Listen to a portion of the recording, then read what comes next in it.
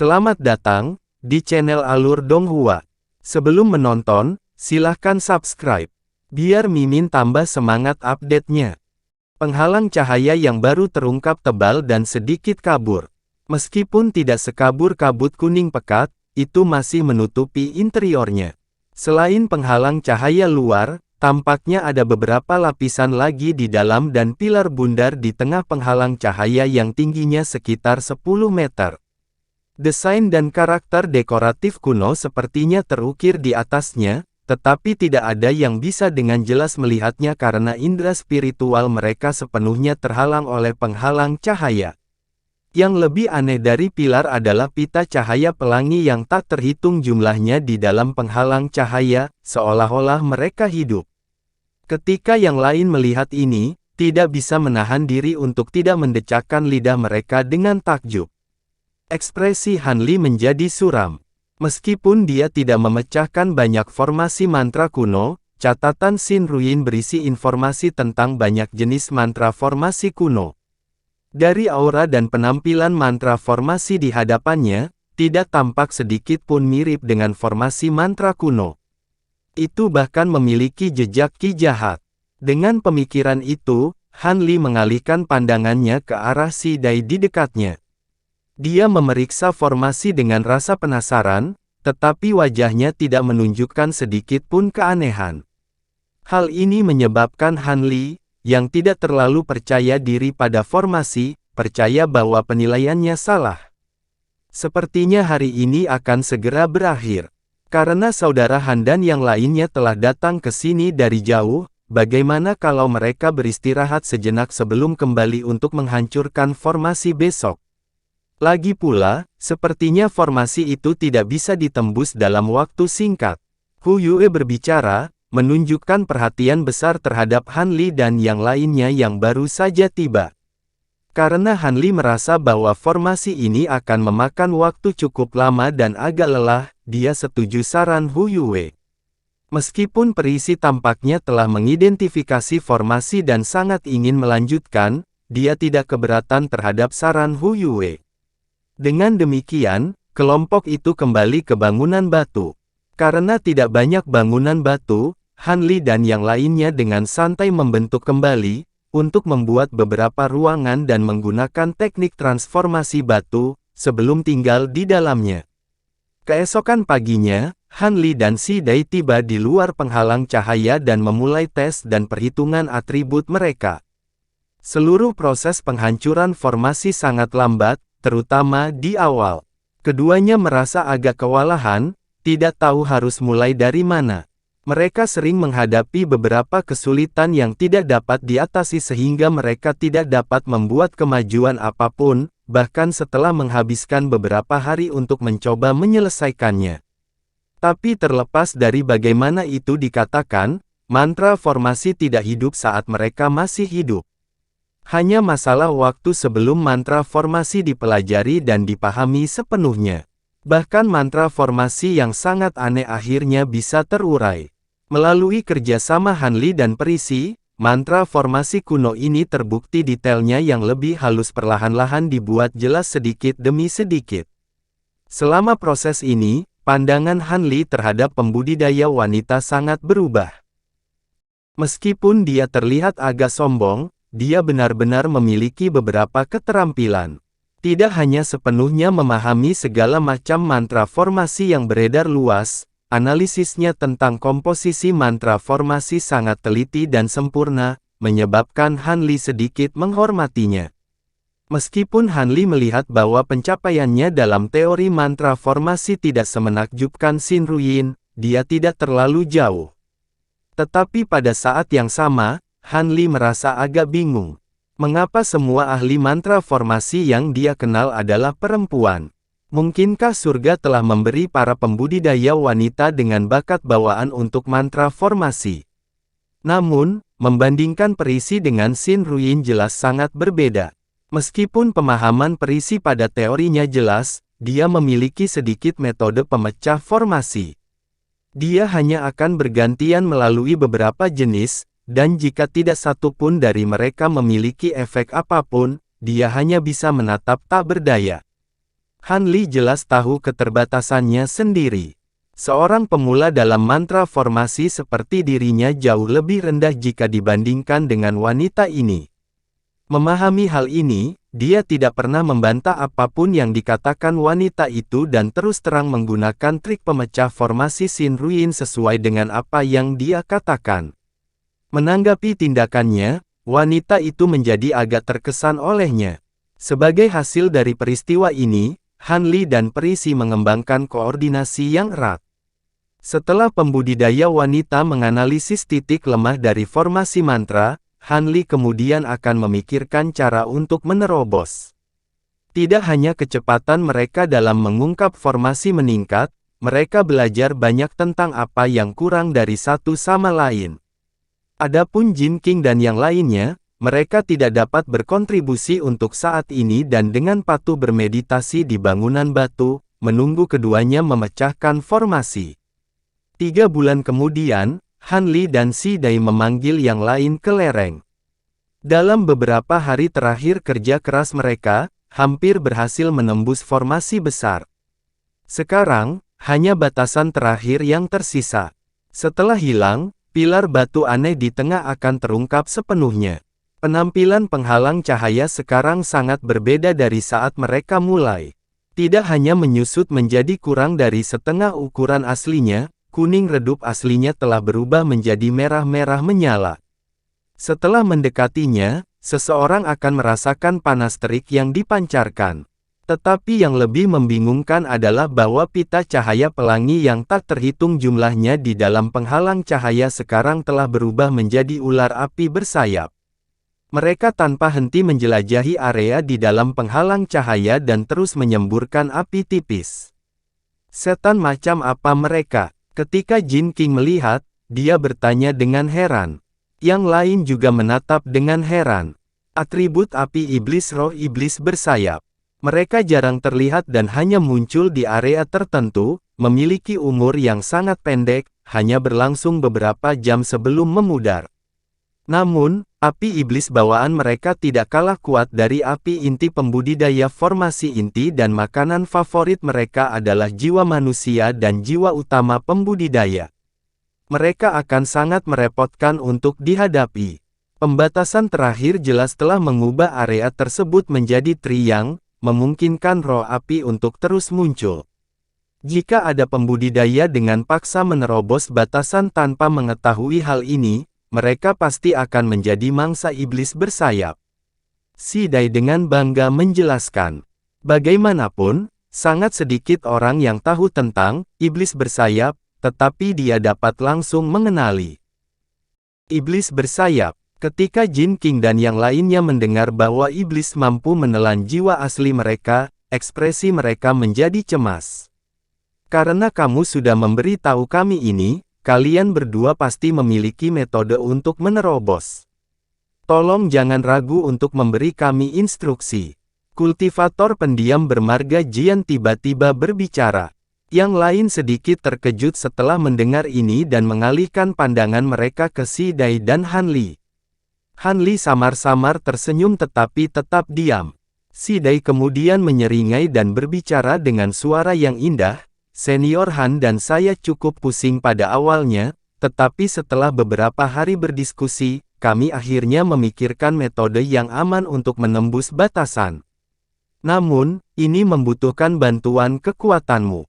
Meskipun ekspresi wanita ini tenang, suaranya yang merdu membuatnya tampil lebih menawan. Perisi, tolong beritahu kami. Kami pasti akan mengikuti instruksi Anda dan Senior Han. Hu Yue berbicara sambil tertawa.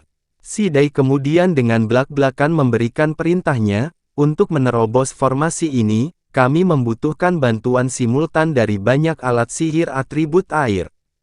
Kami telah mengumpulkan beberapa alat ini. Kami hanya meminta Anda semua untuk memahami alat ajaib ini dan berdiri di tempat yang kami katakan. Setelah Senior Han menghancurkan formasi, kalian sesama kultivator akan menggunakan alat sihirmu untuk melenyapkan iblis bersayap yang melarikan diri.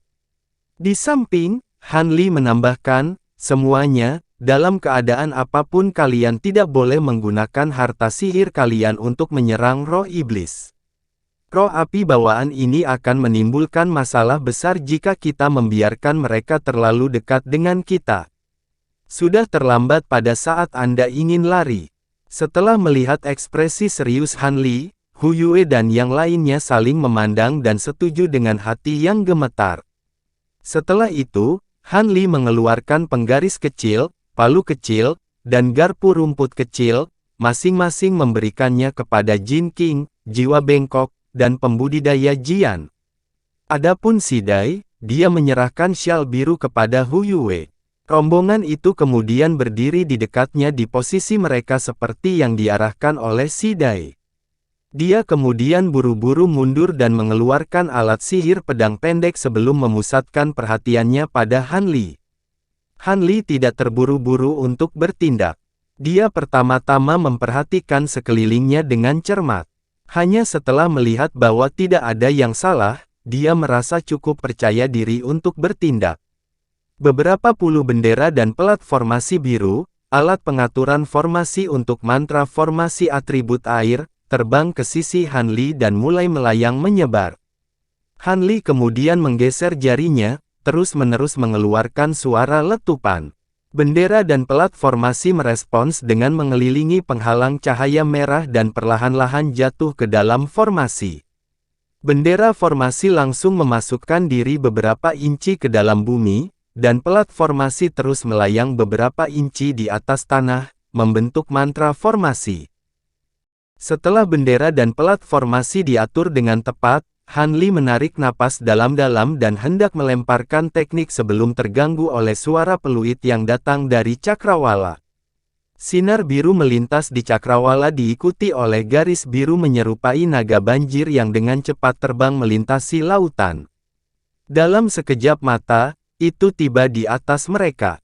Setelah cahaya memudar, seorang eksentrik mengenakan pedang ganda di punggungnya terungkap. Setelah melihat penampilannya, yang lain terkejut.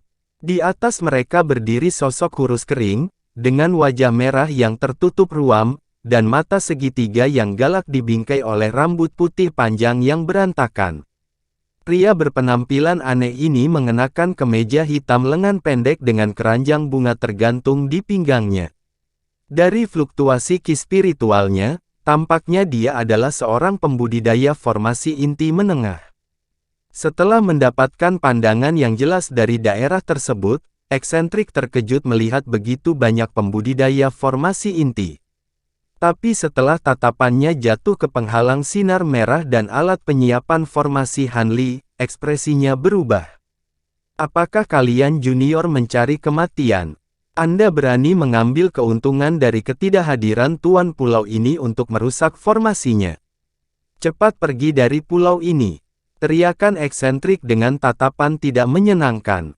Tuan pulau, ini milikmu. Hu Yue dan Jin King saling berpandangan sejenak sementara Han Li dan yang lainnya mengalami kerugian yang lebih besar. Ini bukan pulau tak berpenghuni. Hu Yue mengerutkan kening dan dengan tenang bertanya, rekan Taois adalah penguasa pulau ini. Jelas sekali, saya sudah menjadi penguasa pulau ini selama beberapa ratus tahun. Si eksentrik menjawab arogan, aneh, kakakku Jin dan aku tidak pernah melihatmu dalam perjalanan terakhir kita di sini. Hu Yue menyatakan dengan tenang, apa, Anda sudah datang ke sini sekali? Ini sama dengan situasi saat ini. Anda datang ke sini ketika saya disibukkan dengan hal-hal di luar pulau. Eksentrik memelototi mereka dengan kemarahan yang lebih besar.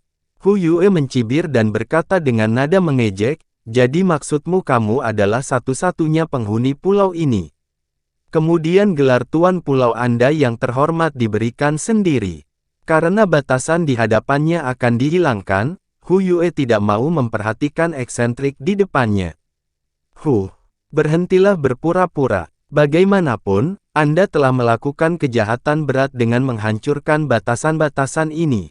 Karena kamu tidak ingin pergi, maka aku akan membantumu tetap di sini selamanya.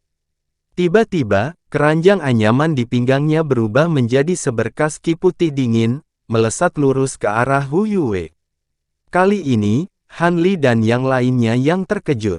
Apakah orang ini sudah gila? Apakah dia tidak melihat berapa banyak pembudidaya formasi inti yang mereka miliki di pihak mereka? Apakah pikirannya kacau? Hu Yue menanggapi dengan marah. Dengan lambaian lengan bajunya, dua sinar merah melesat lurus ke arah kabut putih yang masuk. Kabut putih itu tersebar dan menghilang ke segala arah. Sepertinya gonggongan anjing ini lebih besar dari gigitannya. Hu Yue santai saat melihat kabut menyebar dan terus terang membuat beberapa komentar tajam.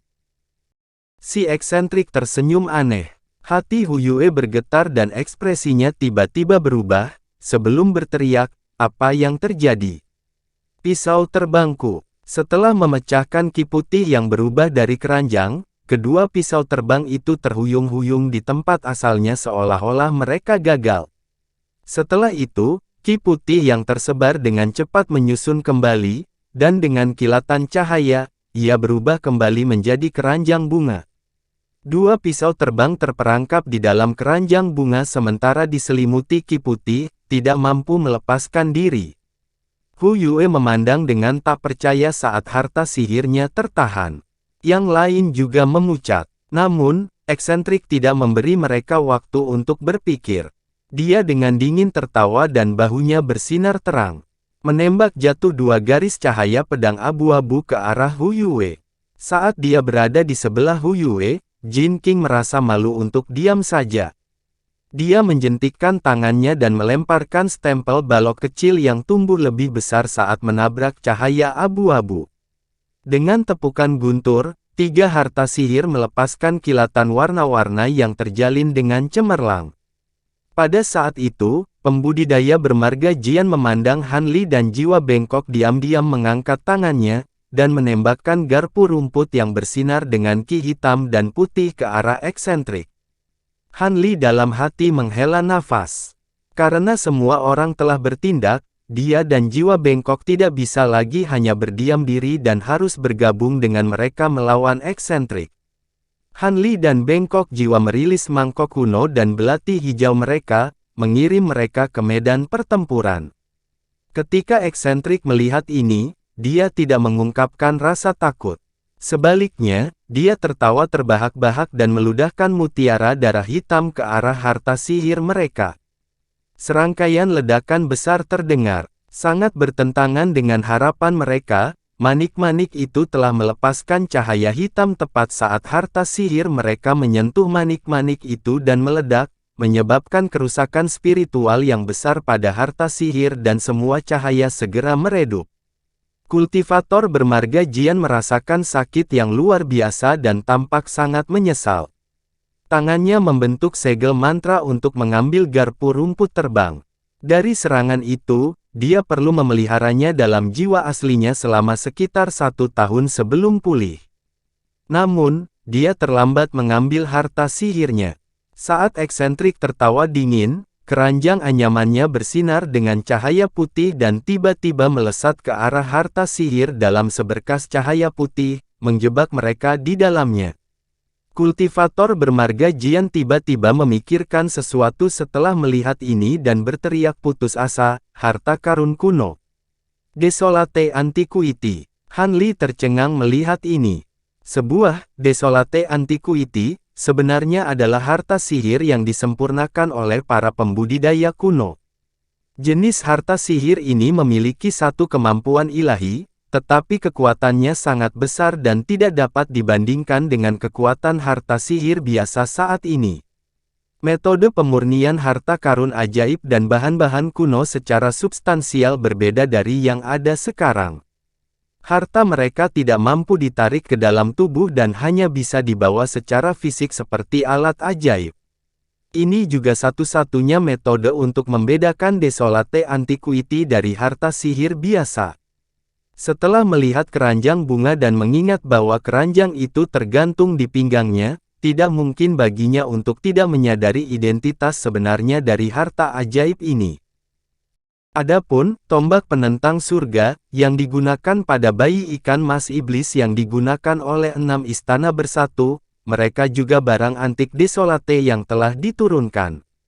Meskipun Han Li agak terkejut dengan pengumuman harta karun kuno ini, dia memiliki banyak gerakan pembunuhan di lengan bajunya. Tetap saja, dia tidak mengambil inisiatif untuk bertindak karena dia yakin semakin banyak trik yang dia sembunyikan nanti, semakin mudah untuk secara efektif menangani saat-saat bahaya yang akan datang. Selain itu, dia jelas mengerti bahwa bahkan jika musuh memiliki harta karun kuno, dia tidak akan dapat dengan mudah berurusan dengan begitu banyak pembudidaya formasi inti yang bersatu. Cukuplah untuk hanya menampilkan kemampuan yang setara dengan pembudidaya formasi inti umum. Dengan pemikiran itu, selain menggunakan seluruh kendali mereka untuk merenggut harta sihir mereka dari Ki Putih, Han Li dan jiwa bengkok tidak mengambil tindakan yang tidak biasa dan menonton dengan tatapan terpisah. Dia yakin bahwa orang lain pasti akan mengambil inisiatif. Seperti yang dia duga, Hu Yue dan yang lainnya mengungkapkan sedikit kegembiraan setelah mendengar bahwa keranjang bunga adalah harta kuno. Karena eksentrik telah mengambil langkah pertama, itu hanya tepat bagi mereka untuk menjarah harta karun setelah mereka bersatu dan memusnahkannya. Jadi, setelah beberapa saat ragu-ragu, pembudidaya bermarga Jian membentuk gerakan mantra dengan tangannya, menyebabkan 3 garis cahaya hitam muncul dari kantong penyimpanannya, spanduk hitam setinggi 3 meter dengan aura pembunuh. Dia kemudian membuka mulutnya, menembakkan seutas ki hitam ke arah spanduk hitam. Spanduk merilis serangkaian ratapan hantu, menyebabkan pembudidaya lainnya menjadi terguncang. Sementara itu, Hu Yue mengabaikan upayanya untuk mendapatkan kembali kendali atas pisau terbangnya dan memutar kedua tangannya, melepaskan ledakan sambaran petir biru yang menggelegar. Dengan alis terangkat, Jin King tiba-tiba melemparkan segel ajaib ke harta sihirnya, menyebabkan stempel balok putihnya melepaskan tangisan naga dan bertambah besar beberapa kali lipat. Setelah melihat ketiganya menunjukkan kekuatan yang luar biasa, Han Li dalam hati menyeringai dan menganggap bahwa si eksentrik akan mengalami pukulan hebat. Tapi meskipun menunjukkan sedikit keterkejutan saat melihat serangan ganas ketiganya, cibirannya segera kembali. Dia merobek kemeja lengan pendeknya dan memperlihatkan tubuh bagian atasnya yang telanjang. Han Li hampir menggigit lidahnya sendiri karena terkejut. Selain dadanya yang keriput, 2 tengkorak manusia seukuran kepalan tangan menggigit di setiap sisi perutnya. Masing-masing tengkorak berwarna hitam legam dan memiliki rambut panjang yang berantakan. Selain itu, tengkorak-tengkorak itu menggeliat tanpa henti seolah-olah mereka hidup. Pada saat itu, petir biru yang menggelegar dan 3 spanduk hitam telah memasuki pandangan eksentrik. Dia dengan ringan mengulurkan 2 jarinya dan mulai mengucapkan mantra aneh. Kedua tengkorak manusia itu mulai mengeluarkan isakan pelan dan tertahan sebelum terbang menjauh dari perutnya dan menggigit 2 jari eksentrik yang terjulur. Mereka kemudian dengan bersemangat maju ke depan untuk menemui petir yang menggelegar dan spanduk hitam. Terima kasih sudah menonton, sampai jumpa di episode selanjutnya. Jangan lupa subscribe, like, dan nyalakan loncengnya. Sampai jumpa.